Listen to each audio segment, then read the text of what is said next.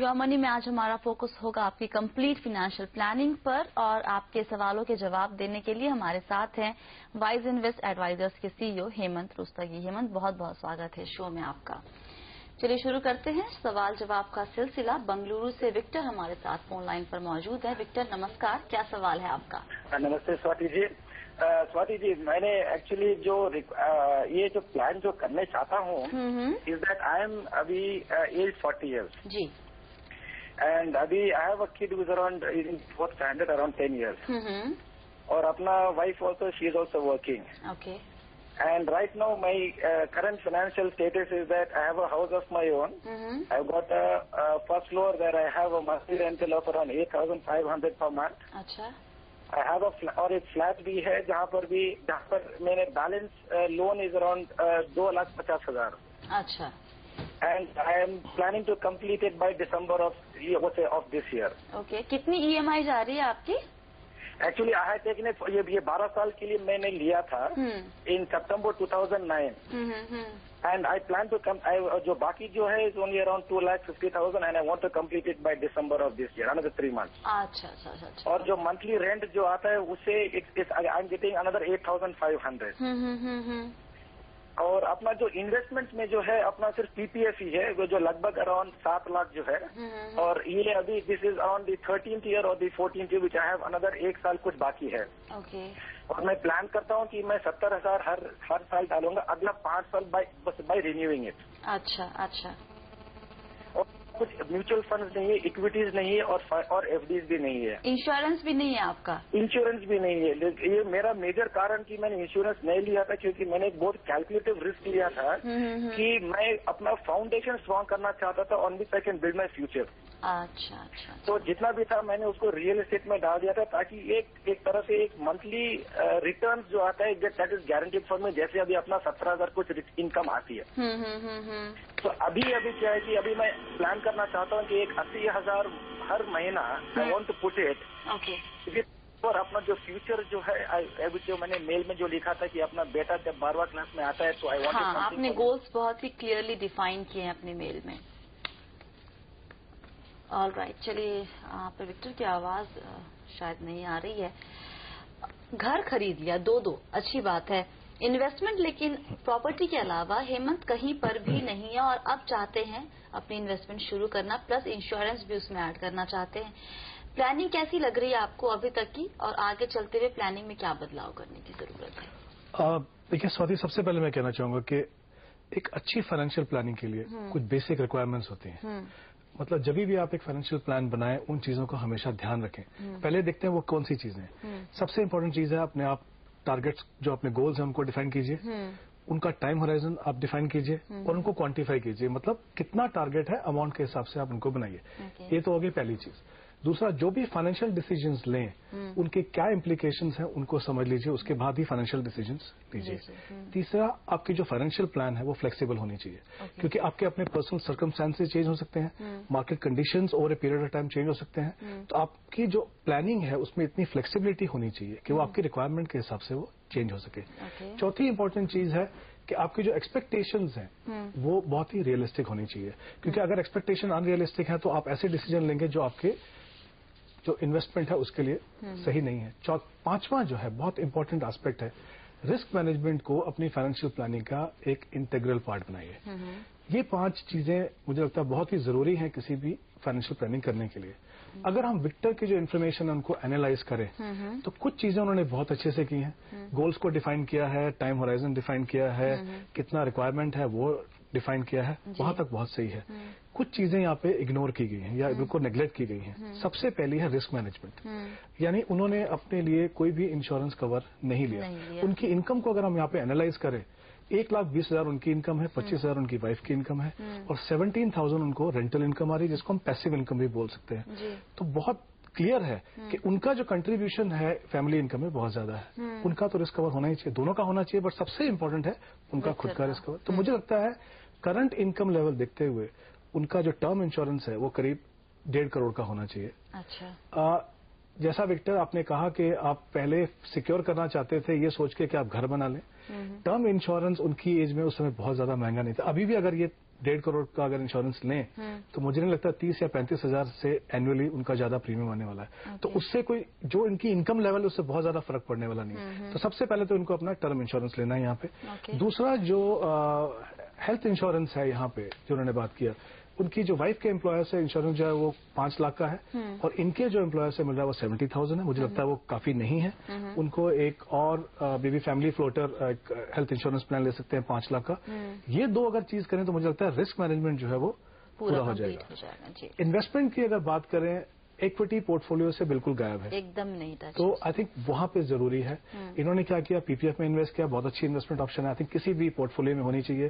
Property बना ली, वो भी एक सेंसिबल आई थिंक डिसीजन था, क्योंकि जितनी जल्दी आप प्रॉपर्टी में इन्वेस्ट करें बना लें, और अच्छी बात है कि वो जो लोन है उनका वो बहुत जल्दी समय में 2 या 2.5 साल में वो पूरा कर रहे हैं। अब जो है वो इन्वेस्टमेंट करना चाहते हैं। इन्होंने यहाँ पे 3 गोल्स की बात की है। तीनों जो है वो लॉन्ग टर्म गोल्स हैं। पहला गोल है 8 साल में बच्चे की पढ़ाई के लिए 25 लाख रुपए चाहिए। अगर हम 12% का यहाँ पे एनुअलाइज रिटर्न मान के चलें अच्छे इक्विटी फंड में एसआईपी से इन्वेस्ट करने के लिए, तो उन्हें करीब 16,500 रुपए इन्वेस्ट करने की जरूरत है। दूसरा इनका जो यहाँ पे टारगेट उन्होंने रखा है वो 16 साल में 45 लाख रुपए चाहिए इनको बच्चे की शादी के लिए। उसके लिए करीब उनको 6,500 इन्वेस्ट करना है। देखिए यहाँ पे कितना फर्क पड़ रहा था, जितना लंबा आपने समय दिया उतनी कम इन्वेस्टमेंट आपको करनी पड़ रही है। तीसरा उन्होंने कहा है कि 7.5 करोड़ का कॉर्पस उनको रिटायरमेंट पे चाहिए, जो करीब 18 साल है यहां से। उसके लिए अगर हम 15% एनुअलाइज रिटर्न मान के चले तो उनको करीब 69,000 रुपीज इन्वेस्ट करना है। तो टोटल जो इन्वेस्टमेंट है इनकी करीब 92,000 होती है। ये शुरुआत करना चाहते हैं 80,000 से, और फिर कहा है कि हर साल 10% बढ़ाएंगे। अब मुझे नहीं लगता अगर ये इस प्रोसेस को डिसिप्लिन तरीके से कंटिन्यू करें, उनको टारगेट अचीव करने में कोई प्रॉब्लम होनी चाहिए। तो आई थिंक वो टारगेट अचीव होगा। फिर शायद ये चाहते हैं कि रिटायरमेंट के बाद उस समय के हिसाब से उनको 1.5 लाख रुपए हर महीना मिले। आई थिंक 7.5-8 करोड़ के कॉर्पस पे 18 लाख मतलब 2-2.5% भी रिटर्न मिला तो आप कर सकते हैं। आपके पोर्टफोलियो ने अगर आपको 8 या 9% का भी रिटर्न दिया तो आपकी जो रिक्वायरमेंट्स है वो पूरी होगी, और इन्फ्लेशन जो है जिसको आपको बीट करना है कंसिस्टेंटली जब तक आप हैं वो भी पूरा हो गया। तो आई थिंक इस तरह से अगर ये प्लानिंग करें तो मुझे लगता नहीं कोई प्रॉब्लम है। और कुछ फंड्स यहाँ पे मैं इनको बताना चाहूंगा, क्योंकि 92,000 इन्वेस्ट कर रहे हैं। यहाँ पे कुछ फंड्स मैं रिकमेंड करता हूँ। HDFC इक्विटी, HDFC टॉप 200, ये 2 फंड देख लीजिए। एक ICICI फोकस देख लीजिए, Reliance equity opportunity, IDFC premier equity और एक बिरला डिविडेंड यील्ड प्लस। ये 6-7 फंड हैं, बहुत अच्छे फंड्स हैं, कंसिस्टेंट परफॉर्मेंस है इनका। इनसे आप अपना पोर्टफोलियो बनाइए, आप डेफिनेटली अपने टारगेट्स को अचीव कर पाएंगे। ओके, आपने जो इतने सारे फंड्स के नाम दिए हैं, तो बेसिकली इस पैसे को कैसे डिवाइड कर रहे हैं? उस पूरे 80,000 को कितने कितने एक फंड में जा रहे हैं? देखिए मुझे लगता है जैसे 3 गोल्स हैं इनके, तीनों के लिए अलग अलग पोर्टफोलियो बना लें ताकि कंफ्यूजन ना हो। जैसे 16,500 जो इन्वेस्ट करना है वहाँ पे 2 या 3 फंड ले सकते हैं। वहाँ पे जैसे ICICI फोकस ले लें, Reliance equity opportunity, HDFC equity ले लें। जहाँ पे 6,500 है वहाँ पे 2 फंड ले लीजिए, और जहाँ पे 69,000 इन्वेस्ट करना है वहाँ पे 5 फंड ले लीजिए। तो इन्हीं में से फंड बना लीजिए। तीनों पोर्टफोलियो अलग अलग बनाएंगे तो आप हमेशा उसको ट्रैक कर पाएंगे कि हमारा जो क्लब नहीं होंगे आपके। हाँ, कोई कंफ्यूजन कहाँ पे कब पैसे निकालने हैं ये इनको क्लैरिटी रहेगी। विक्टर, कुछ और डाउट है मन में? I got my clarifications on this, Swati, and I will definitely follow की जो मैंने आप लोग से जो सुना है, and that was really great, and I'll make sure that I will follow this. जरूर, पक्के से कीजिएगा। चलिए, वक्त है यहाँ पे एक ब्रेक का। ब्रेक के बाद सवाल जवाब का सिलसिला जारी रहेगा। आप बने रहिए यो मनी के साथ।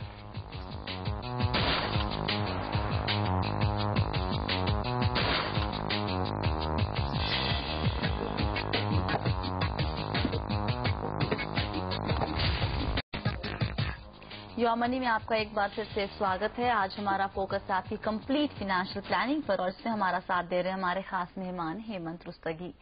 लेते हैं अगला सवाल। झाबुआ मध्य प्रदेश से मुकेश व्यास हमारे साथ जुड़ रहे हैं फोन लाइन पर। मुकेश जी नमस्कार, क्या सवाल है आपका?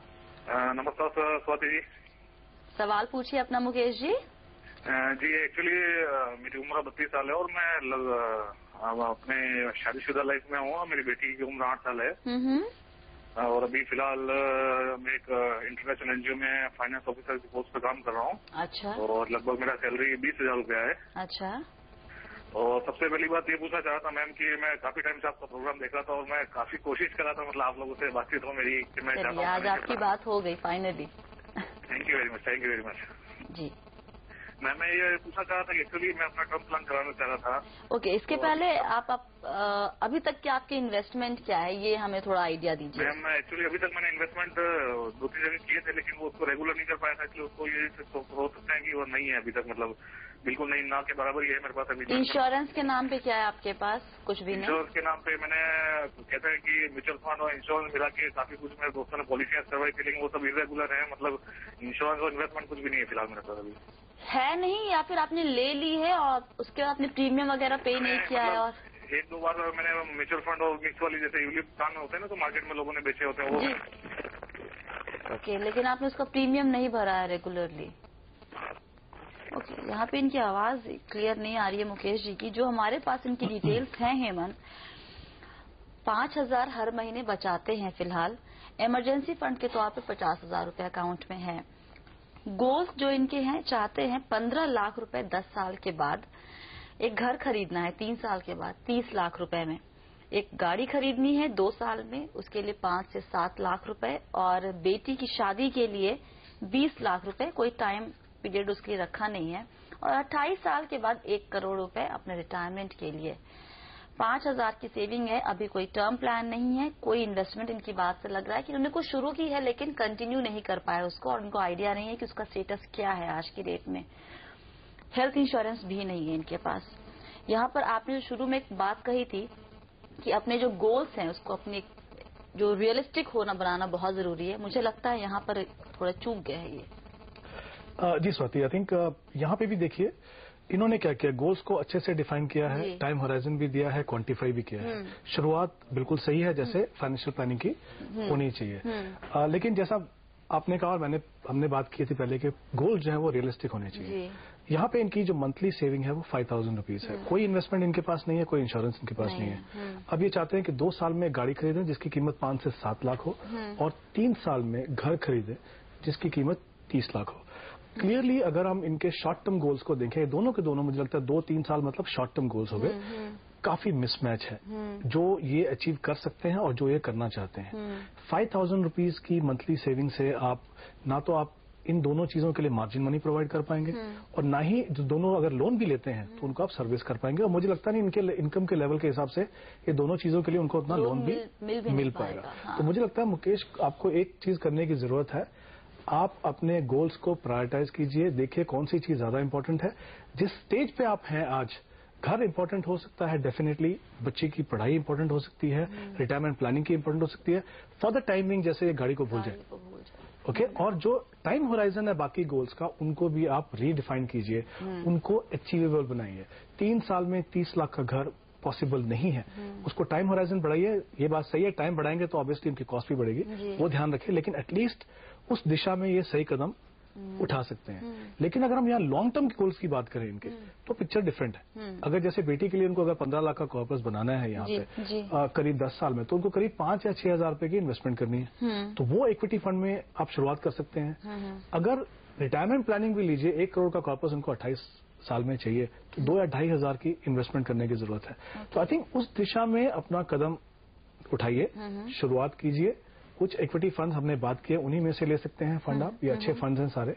1 या 2 फंड लीजिए, 2,000 अगर 2,500 रुपए को इन्वेस्ट करना है या 5,000 इन्वेस्ट करना है, 2 या 3 फंड, उससे ज्यादा फंड आप मत लीजिए। उससे शुरुआत कीजिए, कॉर्पस बनाइए धीरे धीरे, और फिर जैसा मैंने कहा गोल्स को प्रायोरिटाइज कीजिए और देखिए कौन से गोल पे ज्यादा इंपॉर्टेंस देना है, और टाइम लाइन को जो अपना रीडिफाइन कीजिए। जो इनके पास 50,000 का इमरजेंसी फंड है, उसको छूने की जरूरत नहीं है अभी। आई थिंक वो तो उनको रखना ही चाहिए मेरे हिसाब से, क्योंकि 20,000 की इनकम है, सही मायने में देखा जाए तो करीब 2.5 मंथ का उनके पास 2.5 मंथ का एक बैकअप है। आई थिंक उसको जहां तक हो सके उसको टच ना करें। मुकेश जी, आप हैं हमारे साथ? जी मैम, मैं लाइन पे हूँ। ओके, आपने सुना क्या बोला हेमंत ने, आपको क्या सलाह दी? जी मैम, कुछ प्रॉब्लम है, कोई डाउट है कहीं पर? थोड़ा सा बस म्यूचुअल फंड में मतलब कोई मेरे को फंड बताइए जिसमें मैं इन्वेस्ट कर सकूं। नाम फंड्स के हेमंत इनको बता दीजिए एक बार फिर से। हाँ देखिए, जैसे कुछ फंड आप देख सकते हैं, मैं आपको बता देता हूँ यहाँ पे नाम। कुछ स्क्रीन पर भी आ रहे हैं फिलहाल एचडीएफसी इक्विटी है, आईसीआईसीआई फोकस आप देख सकते हैं, और एचडीएफसी टॉप 200 और रिलायंस इक्विटी अपॉर्चुनिटी। तो जैसे रिटायरमेंट के लिए अगर आपको इन्वेस्ट करना है तो एचडीएफसी टॉप 200 और रिलायंस इक्विटी अपॉर्चुनिटी देख सकते हैं, और बेटी के लिए जो पोर्टफोलियो बनाना चाहते हैं उसमें आप आईसीआईसीआई फोकस एचडीएफसी इक्विटी देख लीजिए। ऑलराइट, तो मुकेश जी, घर के प्लान को, खरीदने का जो प्लान है थोड़ा उसको पोस्टपोन कीजिए, थोड़ा मतलब कि कुछ वक्त दीजिए। गाड़ी फिलहाल भूल जाइए, अभी गाड़ी की जरूरत आपको हो सकती है कि हो, लेकिन आपकी जो प्रायोरिटी अगर हम देखें तो बेटी की पढ़ाई और शादी और रिटायरमेंट तीनों बहुत अहम गोल होते हैं किसी भी इंसान की जिंदगी में। तो आप उस पर थोड़ा फोकस कीजिए। गाड़ी आगे चलते वक्त देखिए, अब जब सैलरी बढ़ती है उसके बाद आप इसको कंसीडर कर सकते हैं, लेकिन फिलहाल गाड़ी और घर आपको लोन मिलेगा नहीं इतना ज्यादा कि आप दोनों खरीद सके, और अगर मिल भी जाता है तो आप खुद सोचिए 5,000 की सेविंग है, आप उसमें ईएमआई देंगे या फिर आप उसमें बेटी के लिए पैसे निवेश करेंगे। और इंश्योरेंस बिल्कुल यहाँ पर रह गया इनका। आई थिंक टर्म इंश्योरेंस आपकी जो करंट इनकम है इसके हिसाब से करीब 30 लाख का इनको टर्म इंश्योरेंस लेना चाहिए। उसमें मुझे लगता नहीं आपको बिल्कुल भी देरी करनी चाहिए। आपकी जो उम्र है उसके हिसाब से आपको जो प्रीमियम है एनुअल, मुझे लगता है 4,500 या 5,000 का प्रीमियम पड़ेगा। मुझे एक डाउट यहाँ पर ये हो रहा है, ऑनलाइन टर्म प्लान इनको वहाँ पे झबुआ बहुत ही छोटी सी जगह है, शायद वहाँ मिलना बहुत सारी कंपनियां ऑफर नहीं करती होंगी, तो इनके सामने क्या ऑप्शन है? देखिए 2-3 हमने प्लान यहाँ पे इनको दिए हैं, उनमें से डेफिनेटली इनको चेक कर सकते हैं। आईसीआईसीआई का आई प्रोटेक्ट है, कोटक प्रेफर्ड है और बिरला सन लाइफ का स्मार्ट शील्ड है। ये 3 है, इनमें से आप चेक करा लीजिए वहाँ पे लोकल जो एडवाइजर है उनसे। अगर ऑनलाइन वहाँ पे अवेलेबल नहीं है तो ऑफलाइन ले सकते हैं, मतलब। लेकिन ये जो टर्म प्लान है आपको उसमें बिल्कुल भी देरी नहीं करनी चाहिए, क्योंकि सबसे पहले अपना रिस्क कवर कीजिए। और हेल्थ इंश्योरेंस भी आपको लेना चाहिए अगर आपकी कैपेसिटी है। भले ही आप 1-1.5 लाख का कवर लीजिए, लेकिन एक family floater health insurance plan जरूर लीजिए। आपको एनुअली प्रीमियम देना होगा, बहुत ज्यादा प्रीमियम भी नहीं होगा, हर महीने देने की झंझट उसमें नहीं है। हेल्थ इंश्योरेंस, टर्म प्लान ये पहले जरूर लीजिए, उसके बाद निवेश कीजिए, और घर थोड़ा देरी से खरीदिएगा, गाड़ी फिलहाल एकदम भूल जाइए। चलिए, वक्त यहाँ पे छोटे से ब्रेक का। ब्रेक के बाद सवाल जवाब का सिलसिला जारी रहेगा, आप बने रहिए योर मनी के साथ।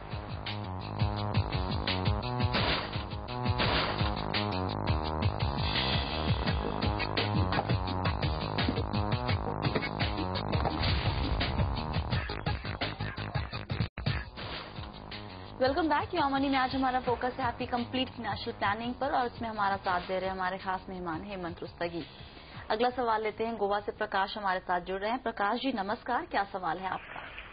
या मैडम जी, मैं नेवी में काम करता हूँ मैम। जी सर। मेरी सैलरी जो है 34,000 पर मंथ है। मैंने आपने जो मेल पढ़ा होगा उसमें देखा होगा, मैंने काफी सारे इन्वेस्टमेंट कर रखे हैं, जिसमें कि जी 12,000 का मैंने एक LIC का पॉलिसी लिया है अपनी बीवी के नाम पे। आपके पूरे पोर्टफोलियो में प्रकाश जी प्रॉपर्टी पे आपका ज्यादा फोकस है, राइट? हाँ मैडम। प्रॉपर्टी और इंश्योरेंस, इक्विटी में ज्यादा एक्सपोजर नहीं है। इक्विटी में ज्यादा एक्सपोजर नहीं है मैम। एक्चुअली मैंने DSC ब्लैक का एक SIP ले रखा है। हाँ। और उसके अलावा मैम मेरे 2 इंश्योरेंस हैं जो कि बिरला सन लाइफ में हैं। जी। बेसिकली उनको मैं उससे ज्यादा प्रॉफिट नहीं हो पा रहा मेरे को, अभी फिलहाल 2 साल ही हुए हैं उसको। तो मेरा कहना यह था कि क्या उससे निकलना मेरे लिए फायदेमंद रहेगा अभी? ओके, एक सवाल आखिरी आपसे। आपने लिखा है कि बच्चे की पढ़ाई के लिए आपको कुछ पैसे जोड़ने हैं 10 से 12 साल में। क्या अमाउंट आप देख रहे हैं बच्चों की पढ़ाई पे, कितना खर्च करना चाहेंगे? अभी के सिनेरियो में एटलीस्ट 15 से 20 लाख तक मैम। चलिए ठीक है हेमंत, क्विकली इनके पूरे पोर्टफोलियो पर और प्लानिंग पे नजर डालते हैं। फोकस ज्यादा प्रॉपर्टी पे, इंश्योरेंस पे, म्यूचुअल फंड पे नहीं है। क्या सलाह देंगे आगे चलते हुए, क्या क्या बदलाव किया जाए? स्वाति, मैं कहूंगा आई थिंक प्रकाश का जो इंटेंट है बहुत क्लियर है। वो चाहते हैं कि बच्चों को ठीक से अच्छे से पढ़ाई हो जाए। प्रॉपर्टी पे उन्होंने ध्यान दिया है, चाहते हैं कि आगे के लिए भी कॉर्पस बने। तो आई थिंक इंटेंट बहुत क्लियर है, लेकिन जो पोर्टफोलियो कंपोजिशन है बहुत ही कंजर्वेटिव है मुझे लगता है। अच्छा। अगर आप उसको एनालाइज करें, यहाँ पे उनकी इन्वेस्टमेंट KVP में है। जैसा हम जानते हैं उसमें 8 साल 7 महीने में पैसा डबल होता है। लॉन्ग टर्म के लिए अगर आप इन्वेस्ट कर रहे हैं KVP जैसे इंस्ट्रूमेंट में, तो ऑब्वियसली आप इन्फ्लेशन को बीट करने में स्ट्रगल करेंगे, आपका पैसा बढ़ेगा नहीं। अगर हम इंश्योरेंस की बात करें, यहाँ पे अगेन 2 ऑप्शन है इनके पास। एक एंडोमेंट पॉलिसी है, एक चिल्ड्रन प्लान है, जो बिरला सन लाइफ की चिल्ड्रन ड्रीम प्लान है। इसमें 2 पॉलिसीज नहीं है उन्होंने। ये भी बहुत ही कंजर्वेटिव प्लान है। इसमें 65% के करीब पैसा जो है वो डेट में जाता है। Okay. जब भी आपके गोल्स जो है लॉन्ग टर्म के लिए कॉर्पस बनाने के हैं और इतना सारा पैसा अगर डेट इंस्ट्रूमेंट में जाएगा तो वो कॉर्पस आप बिल्डअप नहीं कर पाएंगे, बना नहीं पाएंगे यहाँ पे। तो क्लियरली यहाँ पे और इक्विटी के नाम में अगर देखें तो बहुत ही कम इन्वेस्टमेंट है। तो मुझे लगता नहीं कि लॉन्ग टर्म गोल के लिए जो रिक्वायरमेंट है वो यहाँ से पूरी हो सकेगी। तो आई थिंक उसमें डेफिनेटली चेंजेस करने की जरूरत है। मेरी रिकमेंडेशन ये है कि जो चिल्ड्रन प्लान में आप जो कर रहे हैं इन्वेस्टमेंट, वो आप डिसकंटिन्यू कीजिए और उस जो पैसा वहां पे आप लगा रहे हैं वो आप म्यूचुअल फंड में सिस्टमैटिकली इन्वेस्ट करके अच्छे इक्विटी और इक्विटी ओरिएंटेड फंड में इन्वेस्ट कीजिए। लेकिन अगर भी ये प्लान तोड़ते हैं अपना, तो क्या इनको मिलेगा, कुछ वापस आएगा पैसा या फिर? सर हाँ, मिलेगा, पैसा तो मिलेगा। कितने साल से आप इस प्लान में हैं प्रकाश, बिरला सन लाइफ के चिल्ड्रन ड्रीम प्लान में? मैम इसमें मुझे 2 साल हो गए मैम। मैंने ये 2009 में लिया था, 1 फरवरी में और दूसरा अप्रैल में। तो अभी हाँ, उसमें शायद 2 साल का समय तो बहुत कम है। तो आई थिंक जो बेसिक मिनिमम रिक्वायरमेंट है उतना इन्वेस्ट करके उसको छोड़ दें और उसके बाद जो पैसा जैसे मैंने कहा वहां पे इन्वेस्ट करें को उसको सिस्टमैटिकली इन्वेस्ट करें। और प्रकाश, आपके पास जो भी अब सरप्लस पैसा आता है या सैलरी से जो भी पैसा बच रहा है, आपके स्क्रीन पर इस वक्त कुछ फंड्स के नाम आपको हम बता रहे हैं, उस फंड्स में आप पैसे डालना शुरू कीजिए और फोकस हमेशा रखिएगा। आगे चलते हुए कॉर्पस अगर बड़ा बनाना है तो थोड़ा सा इक्विटी का एक्सपोजर लेना होगा। म्यूचुअल फंड के जरिए आप इक्विटी में इन्वेस्ट कर सकते हैं। कॉर्पस बिल्डअप करने के लिए आपके लिए बहुत ही जरूरी है इक्विटी का थोड़ा बहुत, इनफैक्ट थोड़ा ज्यादा इस उम्र में एक्सपोजर लेना। बहुत बहुत शुक्रिया हेमंत सभी सवालों के जवाब देने के लिए। और